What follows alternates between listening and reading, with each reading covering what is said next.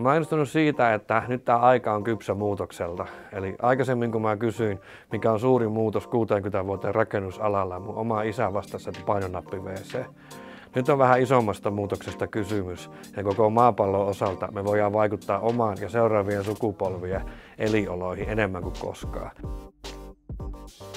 Eli meidän kestävyysälykkäiden palveluiden tavoite on selvittää niin kutsutut ESG, Environmental Sustainable Governance-vaatimukset koko Eurooppa-tasolla, erityisesti omistajien, joita on valtiolliset tahot, kaupungit, kunnat ja sitten myös pääurakoitsijoiden kannalta. Eli kuinka paljon heillä on kykyä vastata näihin uusiin ESG, kestävän kehityksen vaatimuksiin. Ja sitten kun se jalkautuu, niin se vaikutus on koko arvoketju ihan valtava. Puhutaan todellakin megatonnien säästöistä, kun sitä vaaditaan. Silloin ne parhaat tahot, millä on parhaat päästövaikutukset, myös tulee voittamaan niitä keissejä.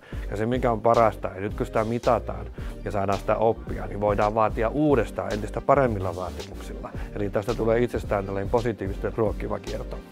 Meillä on tehtävä nyt pysäyttää tuo ihan kohtuuton ilmastokehitys ja hiilidioksidipäästöjen tämmöinen, sanotaanko aika vapaa päästely. Ja infra-ala on yksi suurimmista päästäjistä, jolloin me voidaan tehdä suurin vaikutus alalla. Meidän aika on nyt toimia. Sen takia me mitataan, me muutetaan uudestaan ja parannetaan.